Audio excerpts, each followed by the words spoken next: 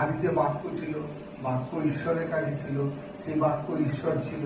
এই ঈশ্বর সেই বাক্য মাংসে মূর্তিমান হয়ে দেহ ধারণ করলো এবং আমাদের মধ্যে বাস করলো। এই যে কথাগুলো, এগুলো আমরা স্ট্যাম্প মেরে, এগুলো আমরা আমাদের মনের মধ্যে স্ট্যাম্প মেরে রাখে এবং আমরা সেইভাবে সেই কথাগুলো আমরা যখনই আমরা বলি ভালো কথা, সেইগুলো ভালো কথা আমরা সকলকে যেন বলতে পারি, যেন সকলে যেন সেই কথাগুলো শুনবে এবং তাদের উপকার হয়।